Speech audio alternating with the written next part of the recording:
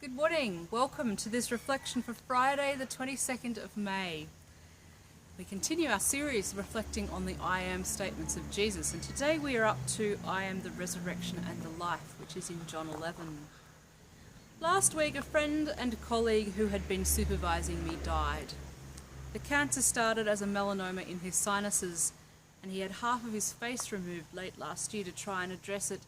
But in February this year, it was discovered that secondaries had spread to many parts of his body. Another friend and colleague's mother died earlier this month, part of the Burnie cluster in northwest Tasmania, and he was unable, because of the lockdown, to go and be with her or his family at this time of grief, and so took the funeral from his parish church here in Melbourne via Zoom. These stories of grief are with me.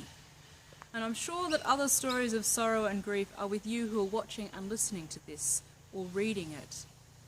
More than 4 million people worldwide have been infected with coronavirus, and over 300,000 people have died.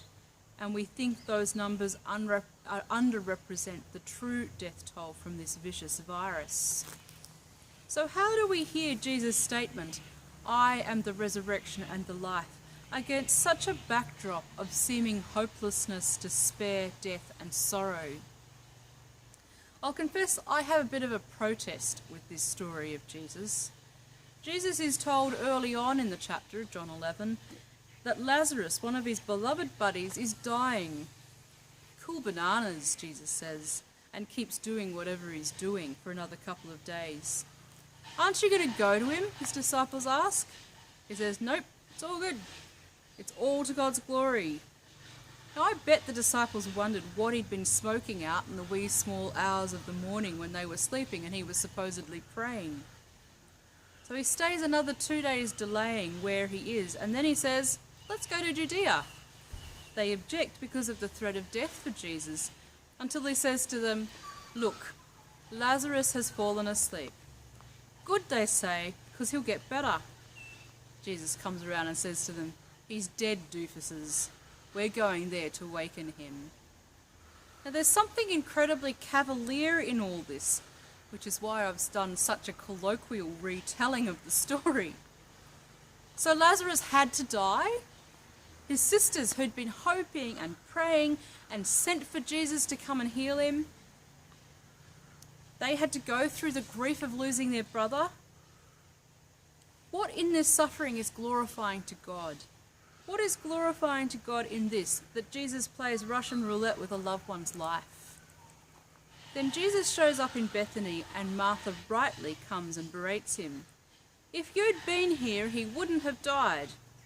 Yes, Martha, you're absolutely right. Jesus could have prevented this, but he didn't. Why? Well, Jesus doesn't answer that question, but he makes a point about resurrection in which Martha affirms a belief. And now comes today's I statement, I am statement. I am the resurrection and the life. Martha actually responds to this by affirming her belief in Jesus as the Anointed One, the Son of God, who is coming into the world. Maybe the point here that Jesus is making is that death is part of the condition for life as we know it now and cannot be avoided, even by him. Instead, he's pointing to a greater hope, new life, life which isn't just about breathing and matter and flesh, but the life of the Spirit, life which we can't even imagine, life which exceeds and goes beyond anything we could ever conceptualize. He goes on to meet with Mary, who's in floods of tears, and moves Jesus to weep too, and then he calls Lazarus out of the tomb, the Lord of life banishing death, an echo of what will be for him and for us. How does this speak into our situations of death and sorrow? Well, Jesus is with us in our grief and is not unaffected by the suffering of the world. He is in every ICU where people struggle for breath. He is with those who are dying alone and unloved, those who are murdered unconscionably. His is the broken body of the police officer dying on the Eastern Freeway, the young black man shot for no other reason than that he's black, the young woman killed by a partner in St Kilda. He is also the one who brings new life from death, Hope that the anguish and sense of injustice will find its answer, the one in whom and because of whom we have the power to forgive the unforgivable, because it will be met by God's justice and God's transcendent life redeeming all. May we each have grace to hold Jesus, the resurrection and the life, and to know that hope springing up in us to banish the darkness.